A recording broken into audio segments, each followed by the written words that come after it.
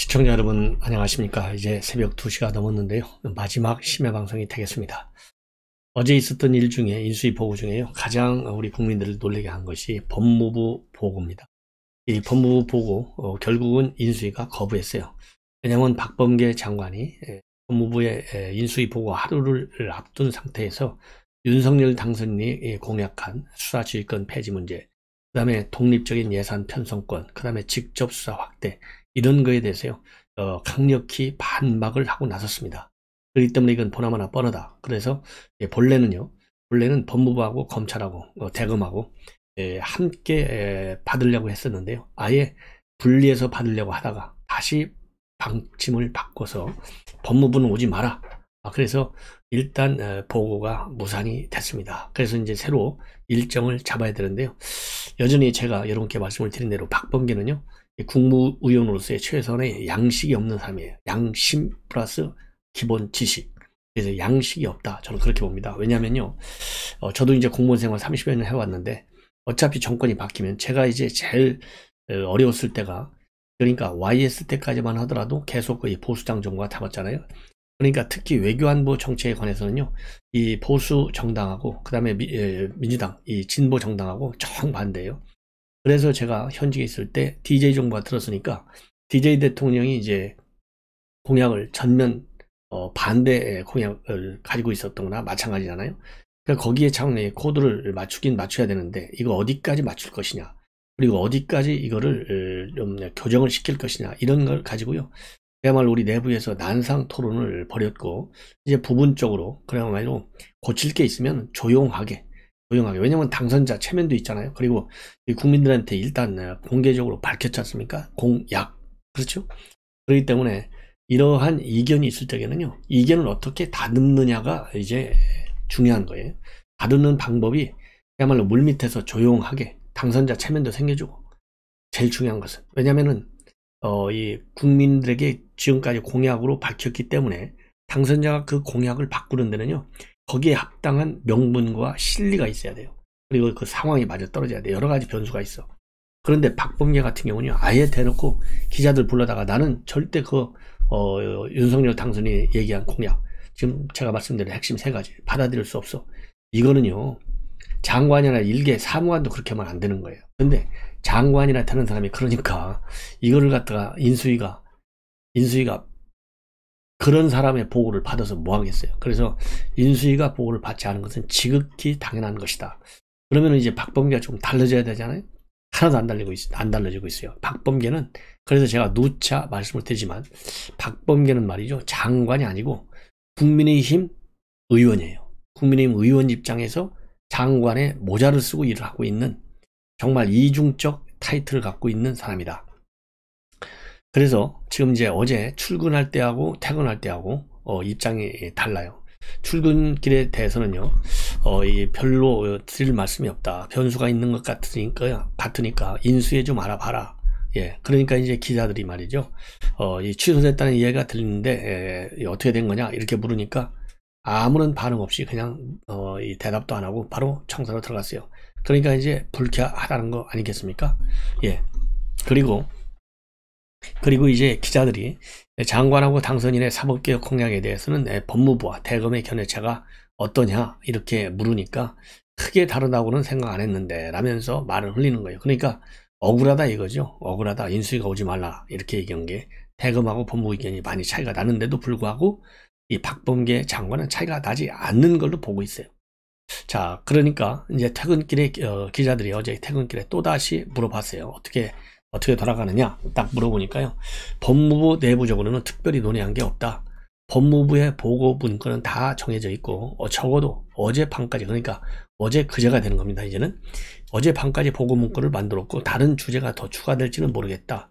이날 오전 법무부 업무 보고가 취소된 이후에 특별한 변동사항은 없다. 그러니까요, 보고가 취소됐다 하더라도, 그러니까 당선인의 공약에 대한 존중의식이 전혀 없는 걸로 인수위가 판단해서, 그럴 바에는 드러나만 하는데, 이미 기자회견을 다 통해서 다 의견 들었는데 우리가 뭐 별도로 당신한테 들을 게 있느냐, 오지 마라 이렇게 된 거거든요.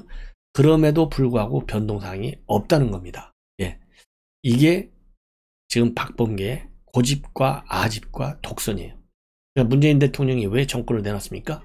독선과 고집과 아집, 자유민주주의의 기본 원칙을 저버리고 국정을 운영했기 때문에 법무부가 바로 문재인식 국정 운영의 축소판이에요. 그래서 제가 보기에는요, 이럴 바에는 아예요, 서면 제출만 받아야, 아예 오지 말라고 그러고 서면 제출. 안 받을 수는 없으니까. 그리고 인수위가 말이죠. 인수위에서 지금 기조실장이 법무부에서는 보고하게 돼 있는데, 기조실장이야 법무부 장관 말을 듣고 그대로 보고서 갖고 올 거 아니겠습니까? 그래서 1차 서류 보고를 받고 그 서류에 대해서 인수위의 의견을 딱 박아서 법무부에 하달을 하라.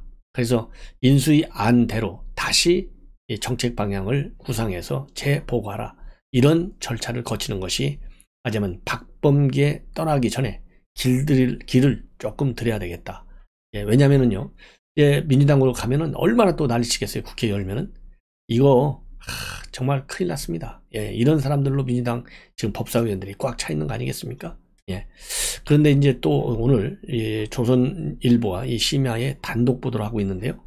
최근에 감사원에서 말이죠, 인수위원회에 이 감사원 국장 한 명을 보냈는데, 이 탈원전 감사, 이 문계기 감사한 국장을 보내려다가 인수에 딱 걸렸어요. 그래서 인수위에서 파견을 거부했어요. 그러고서 누구를 받았느냐? 탈원전 문제의 심각성, 그야말로 이 감사다운 감사를 한 유병호 국장, 이 사람을 인수위로 보내라. 그래서 인수위에는요, 실질적으로 탈원전 최재형 감사원장 밑에서 제대로 감사를 한 국장이 결국은 사필 규정 인수위에 파견이 됐습니다. 그런데 조선일보 단독 보도를 보니까 말이죠, 본래 감사원에서 파견을 하려고 했던 그 인물은 어떤 사람이냐? 지금 감사원에요, 감사원 사무총장이 최성호 감사원 사무총장인데요, 최성호 감사원 사무총장의 직계 라인이에요. 그러니까 이 사람을 갖다가 탈원전 감사 대충 하라, 이런 의미로 말하자면 국장을 시킨 거죠. 그리고도 이번에 이제 그런 사람을, 자기는 이제 최성호하고 코드가 맞으니까 최성호 감사원 사무총장 현 정권하고 코드가 맞고, 이 사람을 갖다가 인수위에 보냈다라는 얘기는요, 꼬장부리라는 얘기나 똑같아요. 협조하지 말아라. 탈원전 정책이 잘못됐다는 거, 원전 중시 정책에 좀 교정을 둬서 탈원전 방향에서 크게 벗어나지 하지 않도록 하라, 이런 메시지가 담겨 있잖아요. 이런 사람을 갖다가 우리 인수위에서 받을 리가 없죠. 자, 그런데 그러면 최성호 감사원장은 누구 라인이냐? 지금 조선일보 단독 보도를 보면요, 이 사람이 바로 박범계 라인이에요. 그러니까 아까 말씀드린 법무부 장관인 박범계, 지금 반기를 들었잖아요. 이 최성호 사무총장도 결국은 반기를 들었다가 걸려들은 거예요. 어떤 사람이 있느냐? 어떤 사람이냐? 이 조선일보 보도에 따르면요, 이 최성호 사무총장은 2017년도 문재인 대통령 정부 출범 당시에 미니 인수위로 불리는 국정자문기획위원회 정치행정분과에 파견됐던 사람인데요. 이 정치행정분과 위원장이 누구냐? 바로 당시 민주당 의원이었던 박범계 의원이에요. 전 법무장관. 그러니까 이 박범계 밑에서 우연을 한 사람이 지금 현재 사무총장을 하고 있는 거예요. 그러니까 결국은 박범계 라인으로 이 사람은 통하는 거예요. 그러니까 법무부에서는 박범계가 말을 안 듣고, 감사원에서는 박범계 라인인 최성호가 장난치다가 걸려들은 거예요. 자, 이 최성호 사무총장은요, 2019년도 감사원 공직감찰본부장 당시에 청와대 업무추진비 부정사용 의혹에 대해서도 감사를 맡았었는데, 그때 별 문제가 없었다, 이런 결과를 발표해서 감사원 안에서는요, 물감사했다, 이런 논란을 그리고 비판을 받은 사람입니다. 자, 그런데 이제 감사원이요, 오늘 결국은 업무 보고를 할 예정인데, 감사원 이와 관련해서 인수해서 뭐라고 얘기를 하는지 한번 우리가 지켜봐야 되겠다, 이런 생각이 들고요. 조금 전에 말씀을 드린 대로 이제 대검은 오늘 제대로 보고를 했어요. 수사지휘권 폐지, 독립적 예산 편성권, 그 다음에는 직접 수사 확대, 이 부분에 대해서 당선자 공약, 뭐라고 그럴까요? 강력히 추진하겠다, 이런 입장을 내놨습니다. 그래서 인수위의 보도 자료를 보면 상당히 대검이 당선자의 이런 공약사항에 관해서 뭐라 그럴까요? 깊이 공감하고 있고, 그래서 인수위원들은 일부 검사들이 보인 정치 행태에 대해서 강하게 질책을 했다. 그리고 윤 당선인이 검찰 출신이라고 해서 검찰에 특별히 힘을 실어줄 것으로 오해하거나 자만하지 말 것을 각별히 강조했고요. 오로지 국민만을 받드는 국민의 검찰로 거듭나도록 최선을 다해달라. 이렇게 당부를 했다고 합니다. 자, 그리고요, 또 중요한 것 중에 하나는 이 조국 때 만들어진 이 피의 사실 공표 금지 공보 준칙이 있어요. 바로 이제 조국이가 본인 사태가 일어나니까 이건 이제 언론 보도가 안 나오도록 하기 위해서 2019년도 9월에 만들어 가지고요, 2019년도 12월 1일부터 시행한 겁니다. 이것 때문에 이 울산시장 사건, 그 다음에 김학의 사건, 뭐 이런 이 공소장이요, 제대로 이성윤 사건 언론에 공개가 되지 않는 거예요. 국회에서 보내달라 해도 보내주지 않는 겁니다. 바로 형사사건 공개 금지 등에 관한 규정 17조 사항입니다. 이게 공소장은 법령에 의해 허용되는 경우를 제하고는 열람하게 하거나 사본을 교부하는 등으로 공개해서는 안 된다. 딱 이 규정이에요. 이 규정이 그러니까 우리 국민들의 알 권리를 엄격히 제한하는 겁니다. 그래서 우리 국민의힘 쪽에서도요, 계속 이거 문제가 많다, 그야말로 이 조국 셀프 규정이다, 이런 비판을 해왔는데, 결국은 오늘 인수위 보고사항에서도요, 이거를 갖다가 뭐 이거는 이제 입법 개정 없이 훈령만 갖고서도 얼마든지 고칠 수 있는 거거든요.